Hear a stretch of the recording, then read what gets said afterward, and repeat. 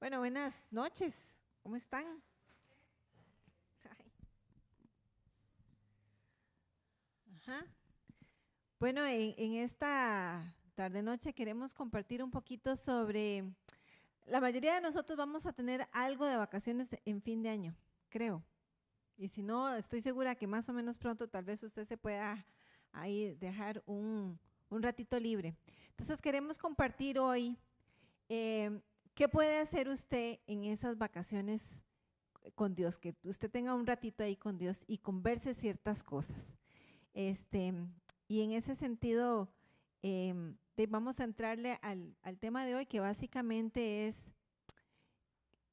tu proyecto o tu plan sería cómo, Señor, yo pueda tener un devocional personal diario. Muy importante que sea diario, no que sea regular, sino que sea diario. Entonces, no sé si han escuchado de este libro, Los 7 hábitos de la gente altamente efectiva.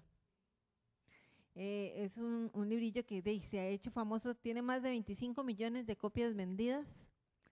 El autor es ese señor Stephen Covey. Ya él murió. em, iba en bicicleta y se cayó y en la forma en que se golpeó ah, se complicó y murió. Murió ya como con 80 años, algo así, 79, 80. Tuvo 9 hijos, 52 nietos llegó a tener. Tenía el hábito de amar a su esposa, parece. Y bueno, de religión, él era mormón en Utah. Pero sí, definitivamente hay que reconocer, ¿verdad?, que Dios le dio esta llave o este material que, ¿verdad?, en el libro se llama así, Los 7 hábitos de la gente altamente efectiva. Y hay un montón de libros más, que para las familias, que para los jóvenes, que para los niños. Este, Ahora, les cuento cómo nace el libro, porque ya el libro es como la parte comercial, ya el libro es como el rejunte y como la hablada, ¿verdad? Con muchas cosas buenas, pero sí está interesante cómo él llegó al libro. Él hizo su maestría en Harvard en Administración de Negocios y su doctorado en otra universidad que ahorita no recuerdo. Pero para su tesis doctoral, él sí traía el gusanito de la efectividad. ¿Dónde está el secreto de la efectividad? Claro, él cuando empieza su investigación, él tampoco sabe a lo que va a llegar, como obviamente muchas veces pasa.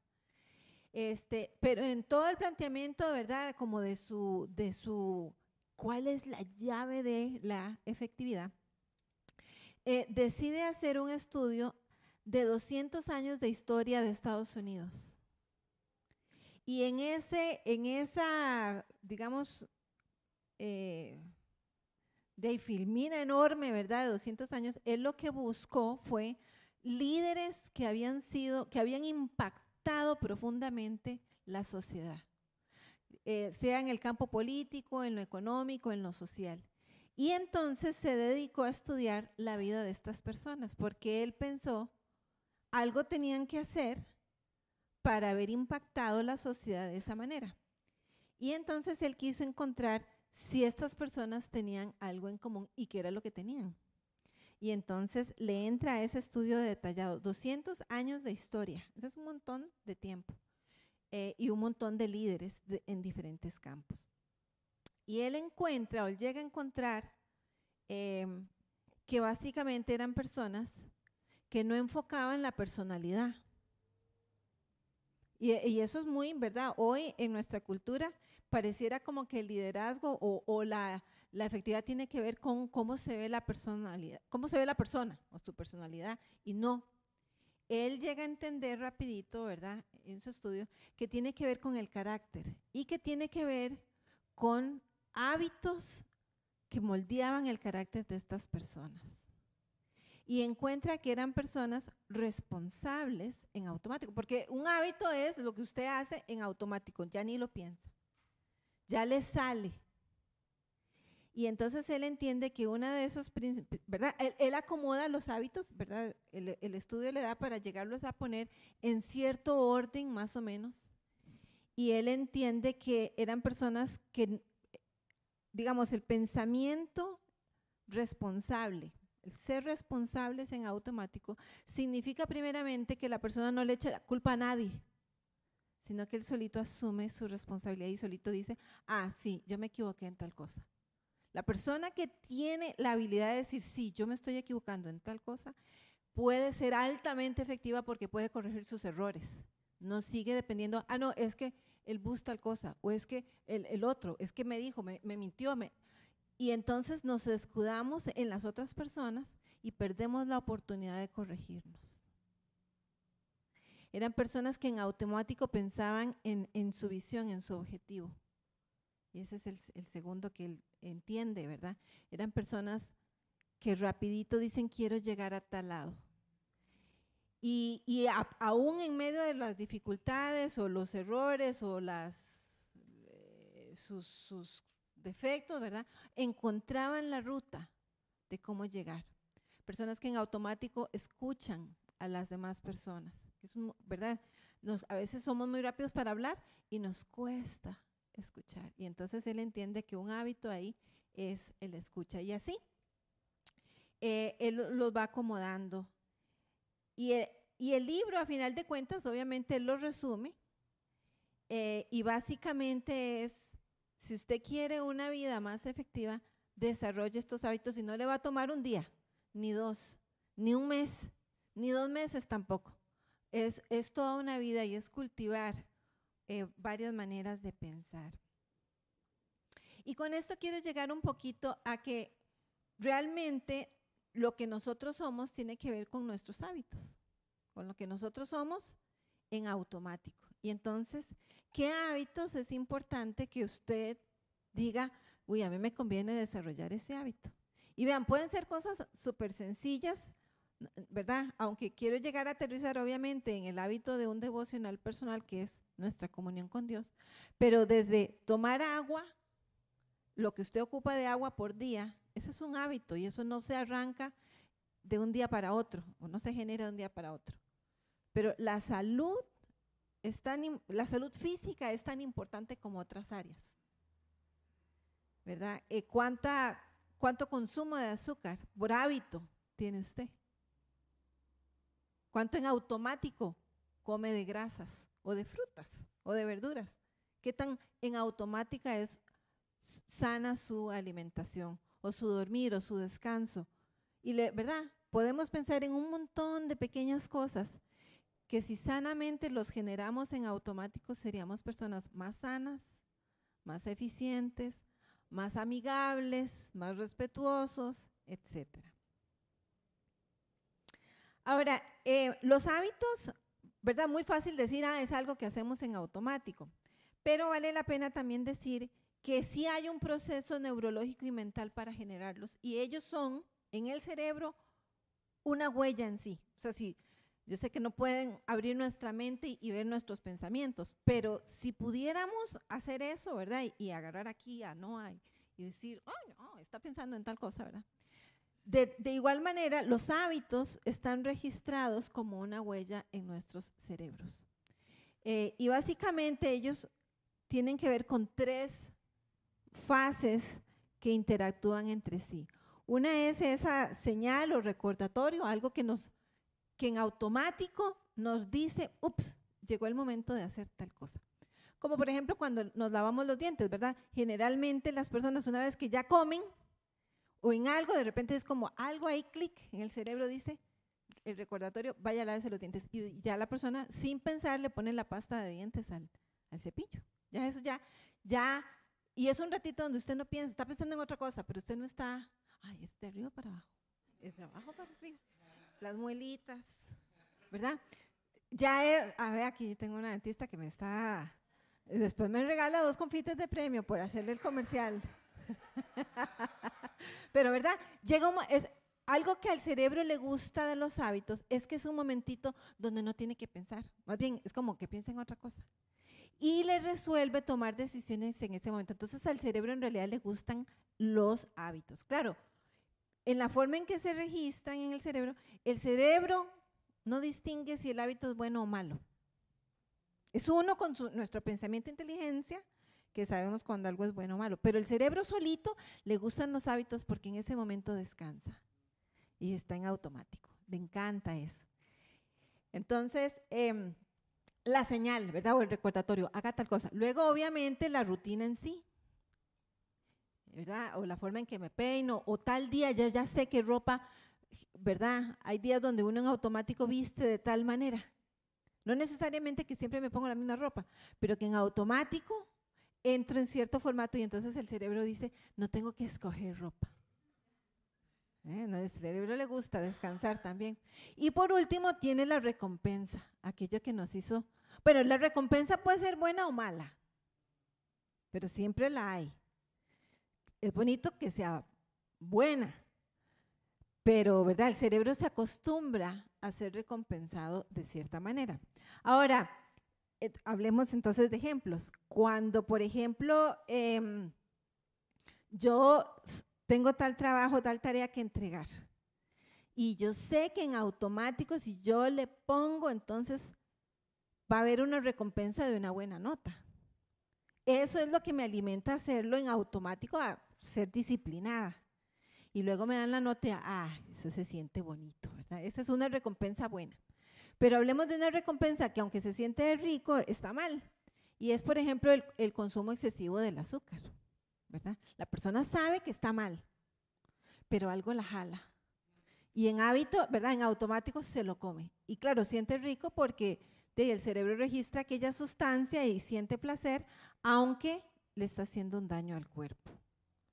Entonces, ahí hay que cambiar ese hábito malo por uno saludable. Ahora, más o menos el 45% de nuestros comportamientos a diario tienen que ver con algún tipo de hábito. Imagínense, 45% es un montón de conducta o de formato automático de pensamiento y deberíamos como considerar eso para ser más, diríamos, agresivos en conquistar nuestras propias vidas. Dice Proverbios que es más valiente el que se conquista a sí mismo que el que conquista una ciudad. No que yo esté ahí, pero digamos que sí entiendo que el pasaje es bueno.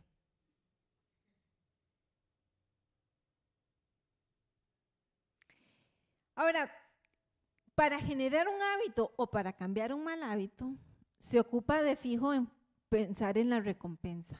Hay que ayudarle al cerebro y decirle, vea, vamos a cambiar tal cosa o vamos a empezar tal hábito y la recompensa es tal cosa. ¿Verdad? Claro, si el asunto tiene que ver con, por ejemplo, bajar de peso, no le puedes decir al cuerpo que la recompensa va a ser una hamburguesa, ¿verdad? Tiene que haber otro tipo de recompensa, pero tiene que ser algo que el cerebro diga, bueno, voy a ver si empiezo en ese rumbo y si me conquistan en esa prueba. Y conforme el cerebro empieza a sentir esa nueva recompensa, ¿verdad? Y a disfrutarla, y a, mira, puede ser que sí, está bien. Por ejemplo, si es de bajar de peso, ay, me veo más bonita, ay, me va quedando ropa que antes no, ay, me están piropeando, me siento más sano, todo eso es recompensa, ¿verdad? Y entonces el cerebro empieza a decir, no, sí, yo le sigo poniendo fuerza a este hábito.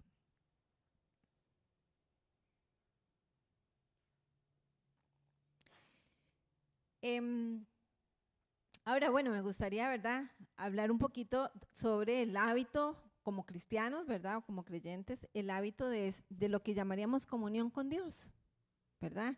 Ese tiempo devocional que debería ser en automático, sin pensarlo, diario, pero que lamentablemente no siempre es así. Y hay estadísticas, ahora me preguntaban números, y bueno, aquí en la iglesia nos va mejorcito, yo creo que por la gracia de Dios, pero afuera las estadísticas son muy desconsoladoras con respecto a los creyentes, que verdad se dice que son creyentes y que vienen a la iglesia, pero no viven eso en automático, o no les es tan fácil vivirlo en automático. Vamos a abrir la escritura, vamos a ir al Salmo 1.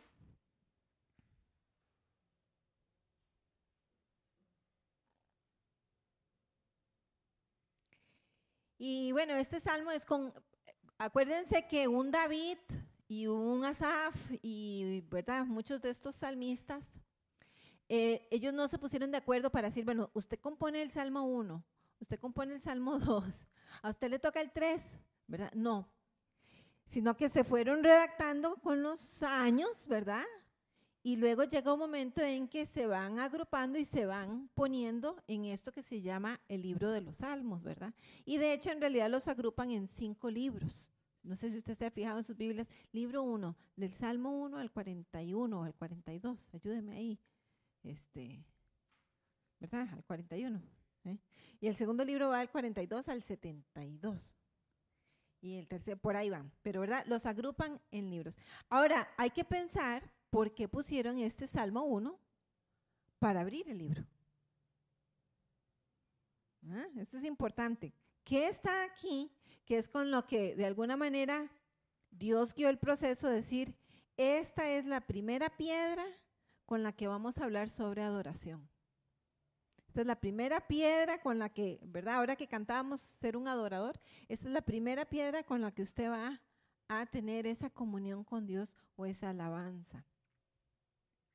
Y dice así, dichoso el hombre que no sigue el consejo de los malvados, ni se detiene en la senda de los pecadores, ni cultiva la amistad de los blasfemos, sino que en la ley del Señor se deleita, y día y noche medita en ella. Es como el árbol plantado a la orilla de un río, que cuando llega su tiempo da fruto, y sus hojas jamás se marchitan, y todo cuanto hace prospera. En cambio, los malvados son como paja arrastrada por el viento. Por eso no se sostendrán los malvados en el juicio, ni los pecadores en la asamblea de los justos, porque el Señor cuida, o en otras traducciones, conoce el camino de los justos, mas la senda de los malos lleva a la perdición. Entonces, ¿verdad? Este primer salmo, un tema importante es esa separación entre el hombre justo y el malvado. Me lo compara, me dice cosas que hace uno, cosas que hace el otro. Y en uno de los puntos en esa comparación es que el justo medita en la palabra de Dios de día y de noche. Y empieza el primer versículo, su primera palabra es dichoso. Me está hablando de una vez de la recompensa. Me está diciendo, aquí hay dicha, aquí hay bendición, aquí hay algo que el ser humano necesita. Y este beneficio que usted va a tener viene como resultado de, en este caso, en el primer versículo, de que esta persona no va a seguir mal consejo y no se va a dejar influenciar por personas que están en pecado. Dichosa, hay un gran beneficio, dichosa la persona que sabe poner distancia para con la conducta equivocada. Creo que al empezar este versículo con toda la Biblia, ¿verdad? No nos dice que no nos relacionemos con pecadores, porque no, para algo nos tienen aquí en el mundo, ¿verdad? Pero sí me está diciendo que yo me enfoque y que no siga el mal consejo, sino que siga, obviamente, el buen consejo, ¿verdad? ¿Y dónde está el buen consejo? En la palabra de Dios, correcto. Y me dice ahí nomás, ¿verdad? Que no siga el consejo de los malvados. Y esta palabra malvados, bueno, va a ser importante en el Salmo, pero va a ser importante a lo largo de los Salmos. Y la palabra original para malvado, bueno, obviamente es malo, ¿verdad? Y culpable, pero hay algo interesante y es que es una palabra, es un vocablo que tiene que ver con agitación y confusión. O sea, es una persona que vive agitada y de alguna manera sufre confusión. Y esto va a ser importante cuando hablemos de los beneficios del devocional, porque algo que pasa en ese tiempo con Dios es que nuestra mente se aquieta y nuestra manera de pensar se aclara, contrario a estar confundidos. Entonces, la raíz de malvado, ¿verdad?, tiene que ver con estar agitado o estar confundido. Y a lo largo de los salmos, ¿verdad? Los salmistas o estas oraciones constantemente piden protección contra el malvado. Es alguien que actúa contra el justo o que tal vez ni siquiera con mala intención, pero en su confusión y en su agite afecta a los demás, ¿verdad? Y de ahí que nosotros también tenemos que ver, ¿verdad? Cuánto estamos influyendo para bien o influyendo para mal a otras personas. Malvado, bueno, era también un término muy jurídico en el Antiguo Testamento o en la Antigüedad, ¿verdad? Y distinguía que esta persona era culpable ante la ley, había faltado a la ley. Y en este caso entendemos que ha faltado a la ley de Dios. Vean el 2, el versículo 2, ¿verdad? Contrasta y dice, sino que, ¿verdad? Esta persona, este dichoso, se deleita en esa ley del Señor, medita de día y de noche, tiene el hábito constante de deleitarse ahí. Y yo pienso que sí, no significa que estamos leyendo todo el día, pero sí significa que uno está rumiando todo el día lo que se comió en algún momento. Y me quiero cuidar un poquito de decir en la mañana, porque ahora les cuento de una sesión y de una conversación que tuvimos con un grupo, ¿verdad? Y fue como, uy, mira, aunque mi mente hubiera pensado que generalmente la gente lo tiene en la mañana, hay gente muy espiritual que tiene su devocional en la noche, ¿verdad? Y fue como encontrar, ¿verdad? Lo contrastante de que hay toda la diversidad de horarios y de formas que usted quiera, pero sin importar, le da a la persona para estar rumiando todo el día lo que está recibiendo de parte de Dios. Ahora, ese deleitarse, ¿verdad? Definitivamente venimos con una actitud de comunión con Dios, ¿verdad? No es, vengo a sacarle que me guíe, no, es vengo a estar con Él, ¿verdad? El Dios del universo se digna a sentarse con nosotros y pasar un rato con nosotros, ¿verdad? Es más bien con una visión, un enfoque de compañía que debemos verlo. Y dice el 3 me da una imagen, me da una figura literaria, es como el árbol plantado a la orilla de un río, que cuando llega su tiempo da fruto y sus hojas no se marchitan, no caen, y todo lo que hace prospera. Ahora, si le damos vuelta a esta comparación, a esta figura literaria, como una tortilla y le damos vuelta, ¿verdad? De ahí sí, ese árbol da fruto porque está junto al agua, ¿verdad? Darle vuelta a la tortilla es ¿qué pasa en un desierto? Ese árbol se muere. El árbol está pensado, Dios pensó la creación para que los árboles dependan de agua. O sea, el árbol no puede escoger, vivo en sequía o vivo con agua, ¿verdad? ¿Doy fruto con agua o sin agua? No, él no tiene la capacidad de escoger eso. O sea, si no hay agua, se seca. Y creo que es importante que pensemos en este versículo, en esta metáfora o símil, ¿verdad? En esos términos. O sea, no es que yo pueda escoger tener agua o no, es que sin esa agua yo me seco. Tiene que haber una conciencia en el creyente que no debe vivir en sequía. Y si está en sequía y no se ha dado cuenta, tiene que despertarse. Necesita agua, sí necesita para vivir y dar fruto, necesita estar junto a esa fuente de vida.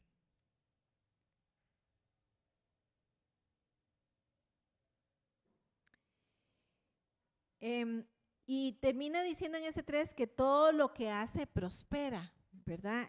Otra vez es una persona que al estar en comunión con Dios puede discernir en qué se mete y en qué no. Ahora, no entendamos este versículo como generalmente que siempre todo me sale bien, porque sabemos que, y aquí lo decimos mucho, ¿verdad? A Job no lo podemos arrancar de la Biblia, pero sí podemos entender que al menos aquí en este salmo me están animando y me están poniendo la mira en la recompensa. Hay recompensa en deleitarse en el Señor, en buscar su palabra, buscar su guía, rendirse a Él. Todas esas cosas pasan en un devocional diario constante. El 4 dice, en cambio, va el contraste, ¿verdad? Los malvados son como una paja arrastrada por el viento. O sea, el malvado es pasajero.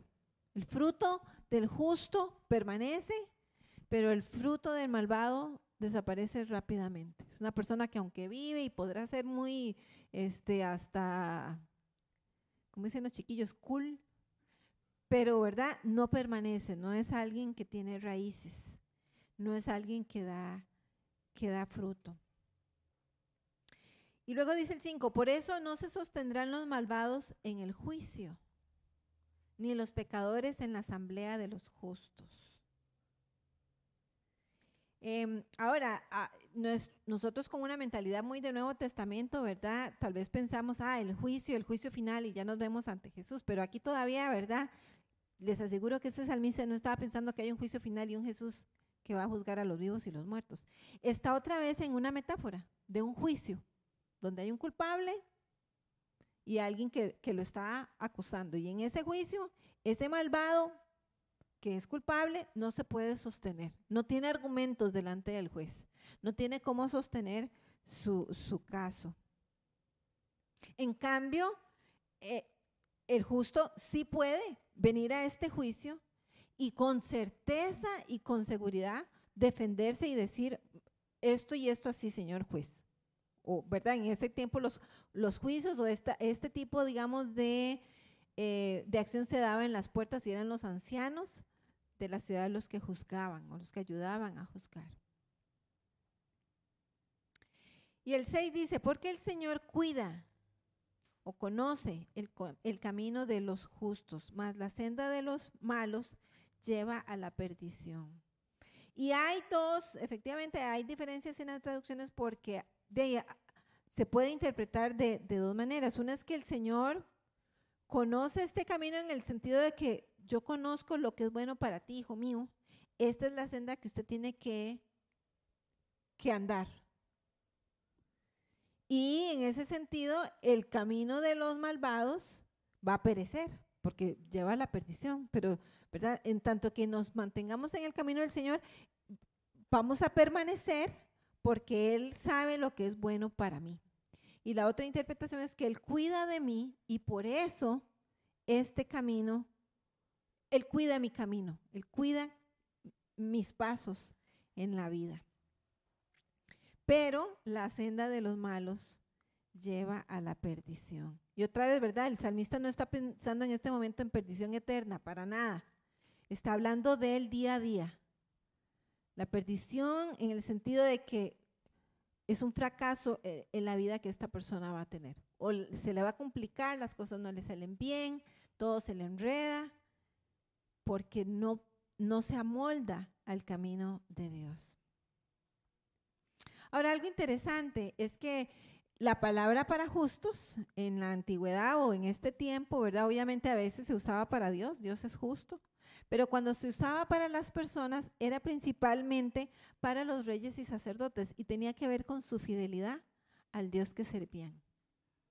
No solo en el contexto, digamos, hebreo con Dios, sino en general, las otras culturas que tenían muchos dioses, justo, esta palabra era muy usada para el rey o el sacerdote que era fiel para con ese Dios. Y la fidelidad en esos tiempos se medía con las ofrendas y con la lealtad o la obediencia.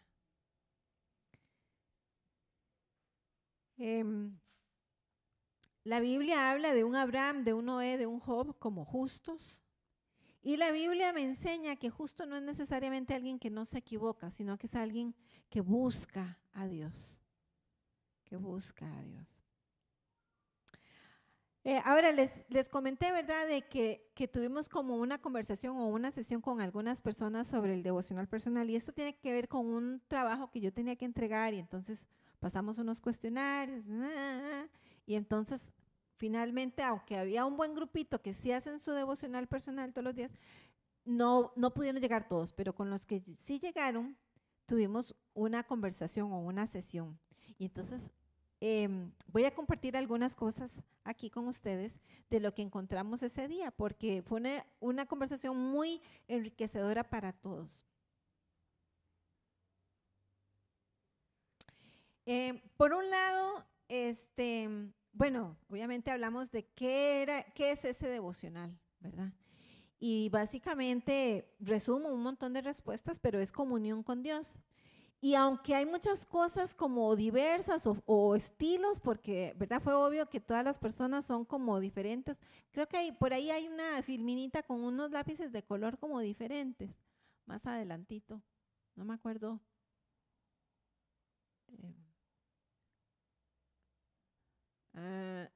No, écheme otra.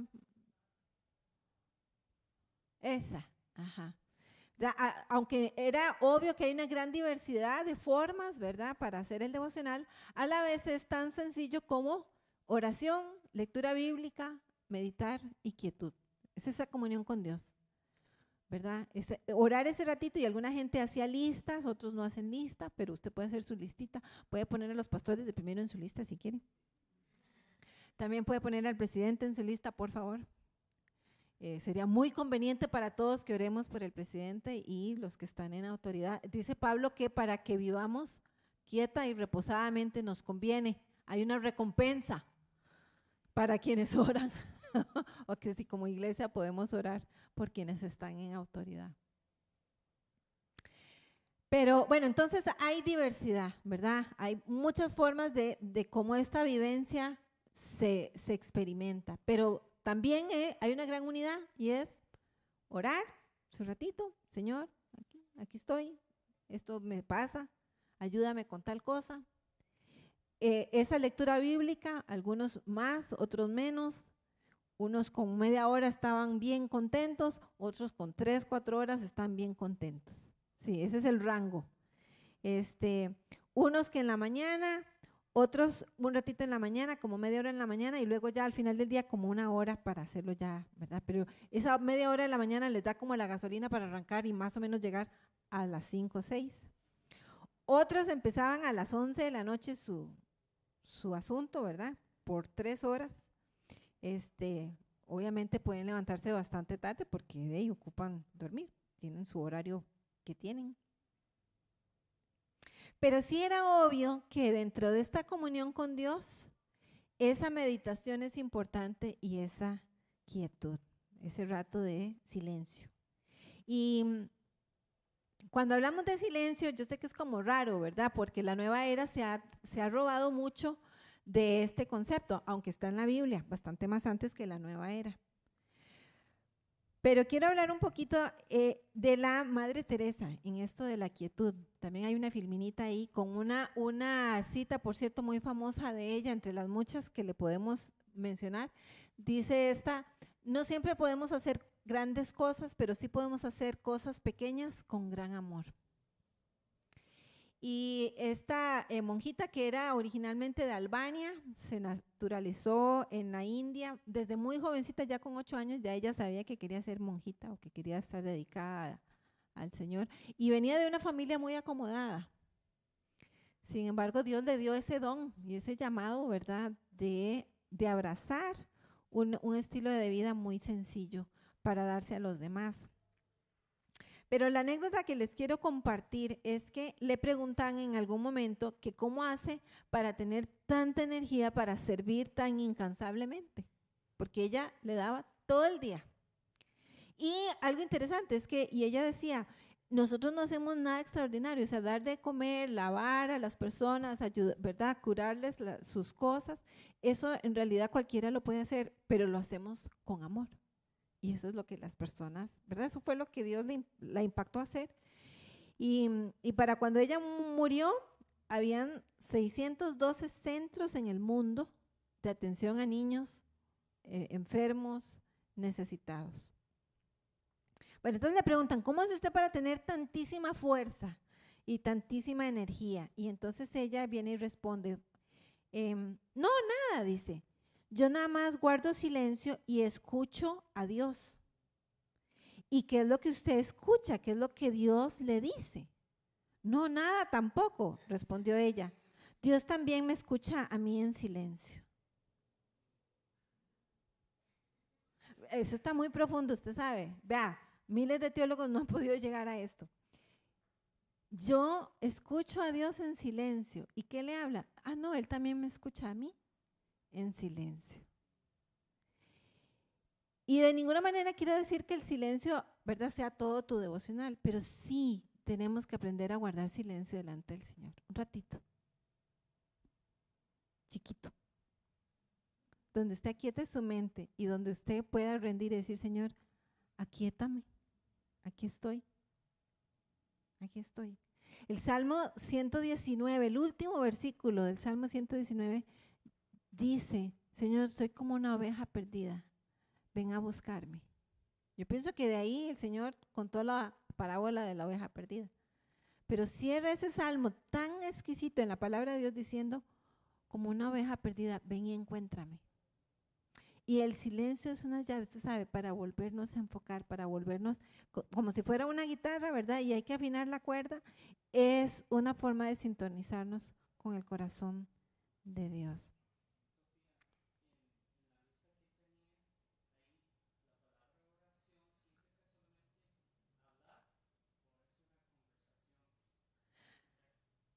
Bueno, sí, también salió ahí, ¿verdad? Para algunos es como hablar con Dios y otros, Dios te responde y la persona, ¿verdad? Está escuchando esa respuesta continua, ¿verdad?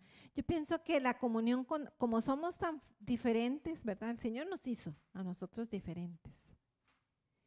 Muchas cosas Él nos permite escoger en la vida, pero muchas no, ya Él las escogió por nosotros. Lo primero que escogió por nosotros es el sexo, hombre o mujer. Ahí no hay voto que podamos nosotros decir. Ya Él escogió. Pero luego también Él escogió ya para cada uno como muchos talentos, como dones, rasgos sanos de personalidad, que así es ella, así es él, ¿verdad? Y en esa ser únicos hay una forma única de relacionarse con Dios. Y unos hablan más, otros hablan menos, otros escuchan muy fácil al Señor de una forma y otros lo escuchan de otra manera. Para unos, la forma de escuchar a Dios es con la lectura bíblica y realmente no tienen, hablan su poquito, pero luego esa pura lectura bíblica que se sienten más que alimentados y ahí Dios me habló y no ocupo gran cosa porque la verdad es Dios quien está hablando en la Biblia, ¿verdad? Ahí sí es cierto que nadie puede decir que no escucha la voz de Dios. Usted no ocupa escuchar nada, ocupa leer. Bueno, o audiobiblia, perfecto, pero, ¿verdad? No hay, delante de Dios no hay tal argumento de no escucharle, porque ya Él dejó su palabra en blanco y negro. Sí.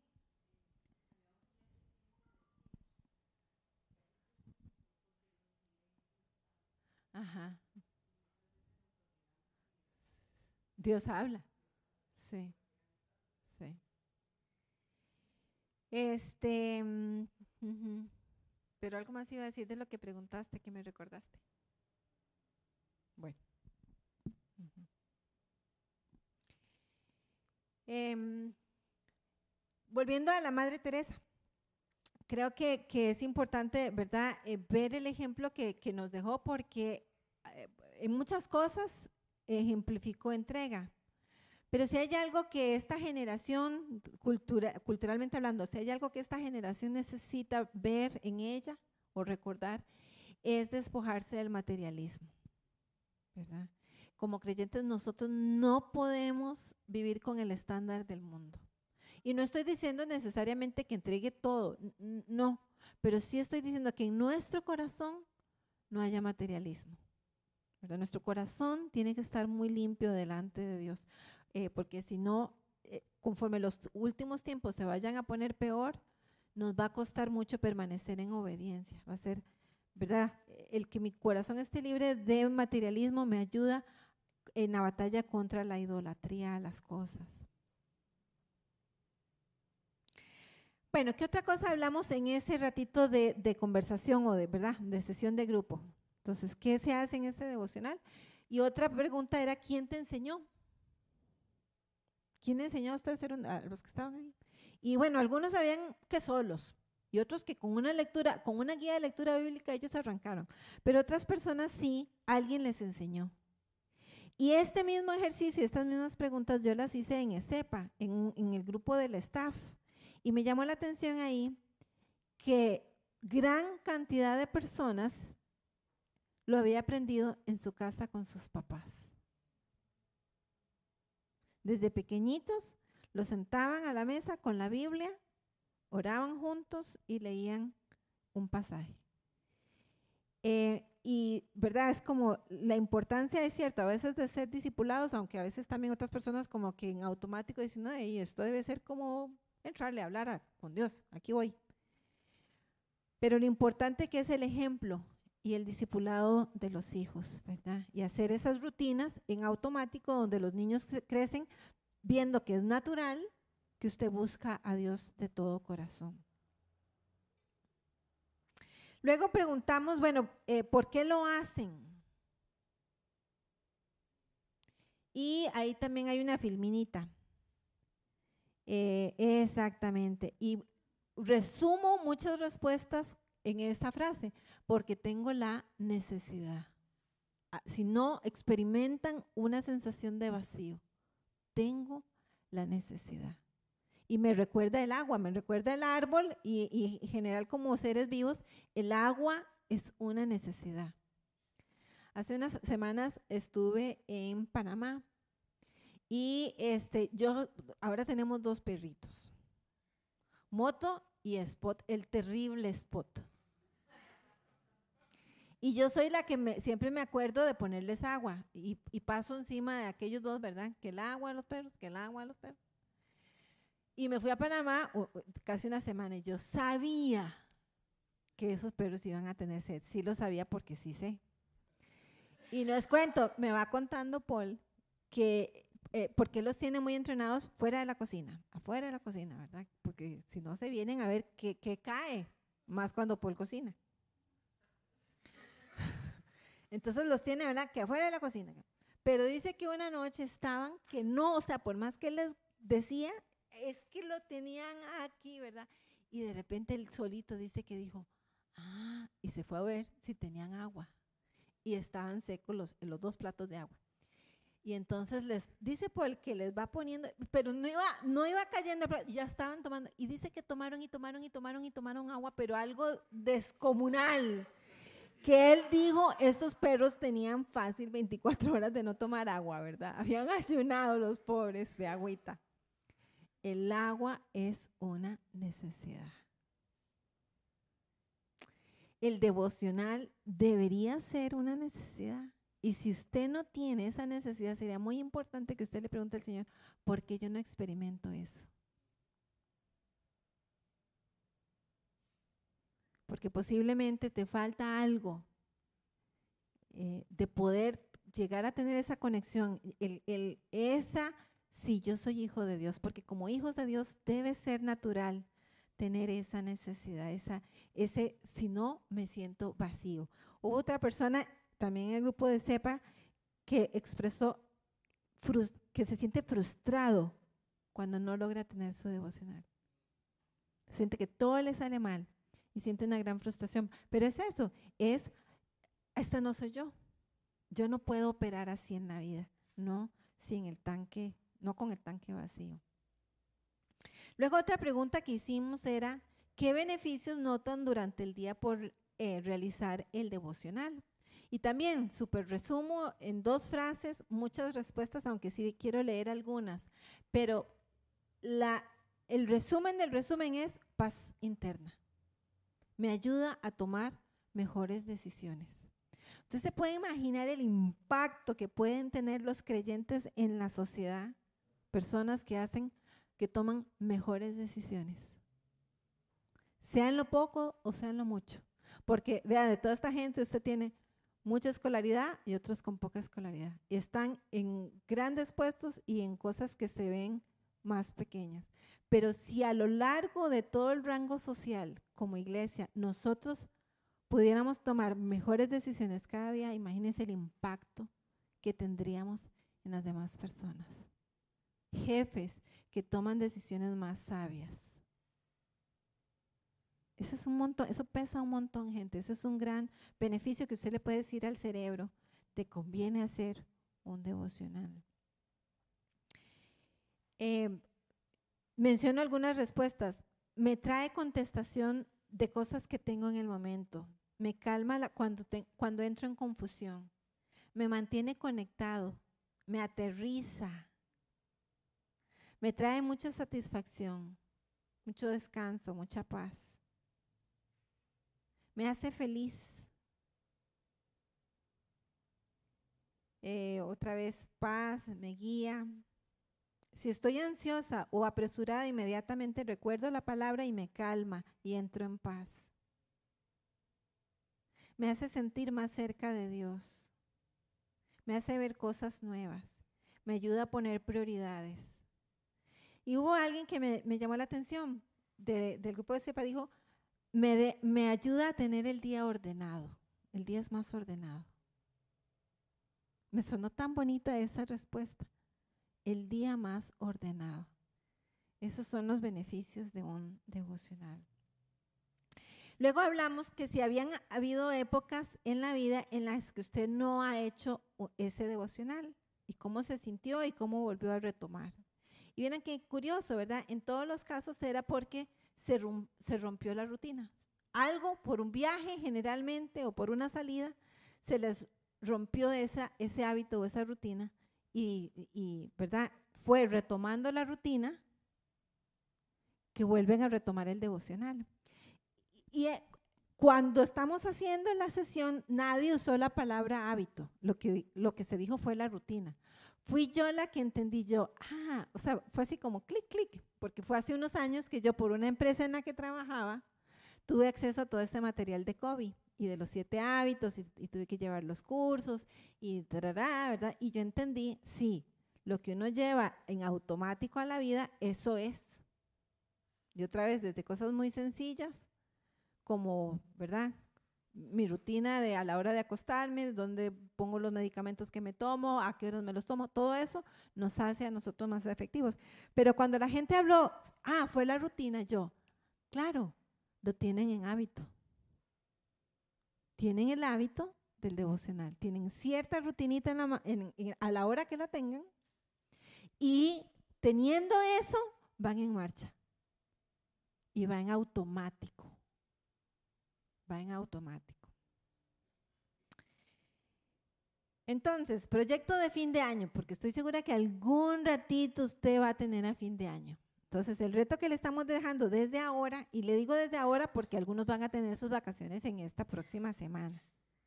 Algunos nos vamos martes y volvemos viernes. No llame al pastor ni le mande ningún WhatsApp. Este es un anuncio personal, porque el pastor va de vacaciones. Entonces, vacaciones, proyecto. Señor, ¿qué hábitos, y no solo el devocional, qué hábitos puedo yo, o me conviene o necesito yo generar o establecer durante el próximo año 2019?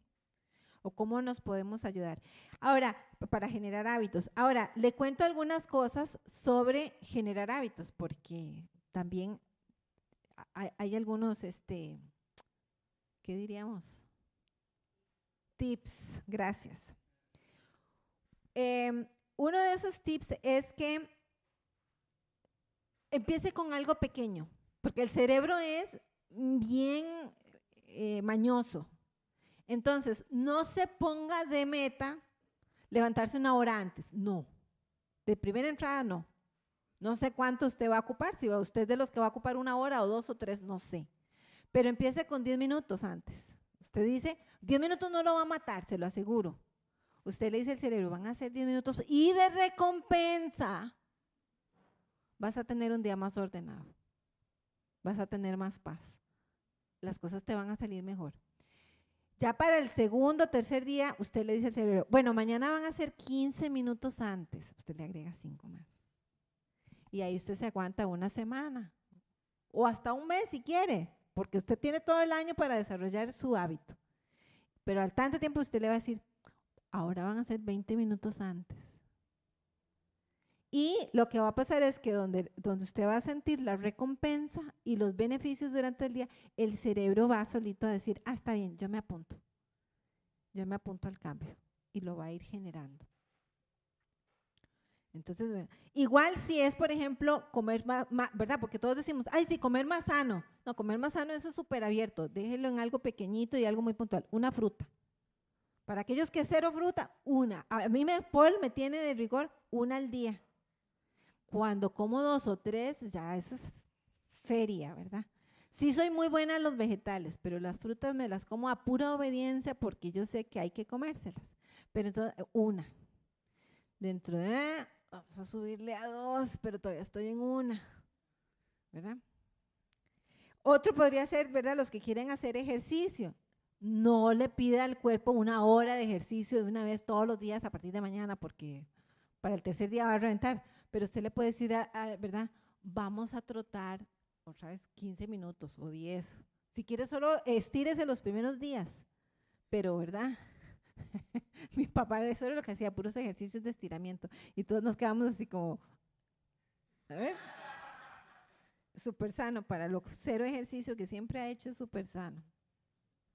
Otra cosa que le ayuda mucho al cerebro es cuando esa rutina que yo quiero generar, vengo y la hago casi como una ceremonia, como un ritual. Y entonces aquí entra, ¿verdad? Para algunos, no para todos, pero para algunos, que la cosa empieza con hacerse el café primero. Este es un ejemplo.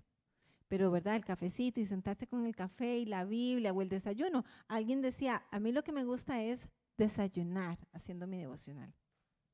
Yo desayuno durante mi devocional. Ay, eso es toda una, ¿verdad? O sea, ella se imagina con Jesús a la par, y yo sé que sí se la imagina. Y el otro no puede comer, pero ella sí está desayunando con él. Ella se está acompañando con Jesús durante su desayuno. Entonces, bueno, la tacita de café, ¿verdad? Alguna cosa ahí, si es en la noche, porque, ¿verdad? Puede ser que la persona, ¿verdad? Se en pijama y pone la lamparita y algo hace donde de repente es un tiempo especial, no es solo como devocional, sino que lo asocia también con algo especial. Y, ¿verdad? Si es la ventana que me gusta y al jardincito, a la matita, ahí yo me hago mi rinconcito. Que también, ¿verdad? Como un lugar, asociarlo a un lugar también es muy sano. Ahora, prepárese para las excusas, porque el cerebro sí le va a poner excusas. Te fijo el primer día y el segundo y el tercero. Pero usted le tiene que decir, no, sin excusas, vea, como el caracolito, sin patitas, ahí va subiendo la gradita. Entonces se va a acordar de este. Y le va a decir, no, sin excusas. Pero ¿qué excusas le puede poner a usted el cerebro? Ah, no, es que qué pereza, es que tengo sueño, es que así soy yo, por si no estoy tan mal, después, por si otros sí están peor, ¿verdad? Yo por lo menos no estoy en pecado, no sé, pero prepárese. Y entonces usted tiene que, por ejemplo, dejar ciertas cosas ya hechas, ¿verdad? Acomode, ponga su Biblia, su libreta, su lapicero de una vez desde la noche anterior, porque usted al preparar ciertas cosas desde el día anterior o si lo tiene en la noche, desde la mañana, usted lo que le está diciendo al cerebro es, no, yo me estoy preparando, si lo vamos a hacer, esto es equipo, venga, si podemos, juntos podemos. Otra cosa que puede hacer, por ejemplo, es recordatorios. 2, 3, porque ahora todo el mundo tiene celular, 2, 3 recordatorios durante el día. Mañana devocional. Qué deleite leer la Biblia. Te espero, Señor Jesús. Y es estarle diciendo al cerebro, hey, vamos para algo diferente. O puede ser, qué ricas las frutas. Qué bueno el vaso de agua. Ah, tantos vasos de agua es la mezcla. Voy a empezar por medio vasito en la mañana y medio en la tarde. Y dentro de una semana, un vasito en la mañana y un vasito en la tarde. Hasta que llegamos a los 8 vasos diarios, son 8. Sí, ya sé que mucho ir al baño. Tómeselos antes de las 6 de la tarde para que no se esté levantando en la noche. ¿Verdad que sí, señora enfermera? Listo. Ah, bueno, también aquí otra. Me dan ahí un confitito después de premio por el comercial. Celebre los logros, ¿verdad? Esa es otra forma también de ayudarnos a generar esos hábitos. Celebre los logros. Y con sus niños, pues déles el ejemplo y haga usted el horario de cuando usted quiere hacer ese hábito, ¿verdad? Siéntese con ellos, ¿verdad? Bueno, vamos a leer los Salmos o vamos a leer Juan. Bueno, vamos a tomar unos 2, 3 minutos para, en grupos de 3, vamos a de ahí hablar. Usted va de una vez a comprometerse o a decir 2 o 3 Le queda tarea orar con el Señor de cómo, pero ahorita usted sí va a hablar de 2 o 3 hábitos que usted quiere que el Señor le ayude en este próximo año, en grupos de 3, ¿les parece? Unos minutitos y luego vamos a cerrar orando, pidiéndole al Señor que nos bendiga como iglesia. El que todos aquí, sin excepción, desde el más pequeñito hasta el más grande, tengamos un devocional diario, esa es una oración que téngalo por seguro que Paul y yo hacemos. Y es algo que yo sé que es por gracia, pero vamos a orar que el Señor nos conceda eso. Porque vienen tiempos duros, sí vienen tiempos duros, y no podemos ser cristianos medio enclenques. Dichoso el que se mantiene bajo el consejo del Señor, dichoso que sí, el que puede meditar en la palabra del Señor de día y de noche. Entonces, grupitos de 3, ¿les parece? Unos minutitos. ¿Qué tal? ¿Cómo les va? ¿Ocupan más tiempo?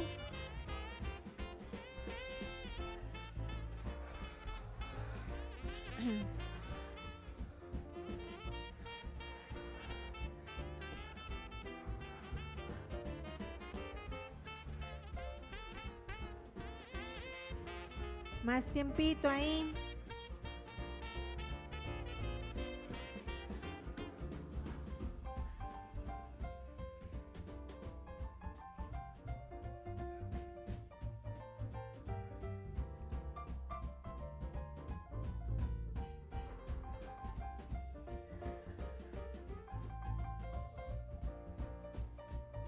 Bueno, vamos a cerrar en oración y si usted quiere, si usted ocupa o desea oración, ya sea por esto de desarrollar un hábito o dejar de tener un hábito, eso también puede ser un buen motivo de oración, ¿verdad?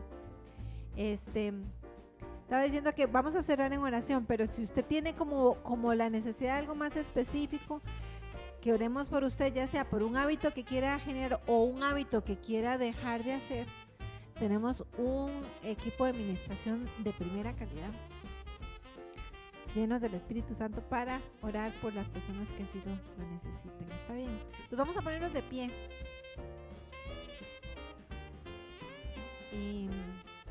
Y cierro de manera general y luego si alguien quiere oración, que pase.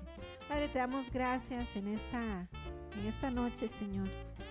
Gracias porque tú, siendo el Dios del universo, estás abierto a comunión con nosotros y quieres relacionarte con nosotros y has abierto un canal a través de tu Hijo y a través de tu palabra. Queremos, Señor, disfrutar de esa comunión. Queremos pedirte, Señor, hambre y sed de ti. Queremos pedirte que como iglesia, Señor, esa necesidad sea algo palpable y tangible. Queremos pedirte que como iglesia tú nos bendigas con un devocional constante, Señor, diario, de calidad. Y nos ponemos delante de ti, Señor, pidiéndote que tú bendigas nuestros cerebros, que tú bendigas nuestros cerebros con buenos hábitos, con buenas huellas, no solo en lo espiritual, sino también en lo físico, en lo financiero, Señor. Que en automático procedamos con justicia, que en automático sigamos tu buen consejo, Señor. Que en automático meditemos en esa palabra tuya de día y de noche. Que en automático confiemos en ti, que en automático, Señor, rindamos a ti todo lo que tenemos, todo lo que nos pertenece. Que en automático, Señor, sepamos guardar silencio delante de ti y rendir a ti nuestros anhelos y nuestro día a día. Que en automático también sirvamos a los demás con gran amor, sea en lo poquito o en lo mucho, con un gran amor. Bendice a mis hermanos y hermanas, Señor, sus familias. Te pido tu protección, tu provisión también, Señor. Y que tú nos cubras y que en medio de la adversidad podamos brillar, que tu luz brille en nosotros y que podamos ser de testimonio, Señor, de tu bondad y de tu justicia. En el nombre de Jesús oramos. Amén. Bueno, que Dios los bendiga muchísimo, les dé mucha paz Y si quiere oración de veras aquí, oramos por usted.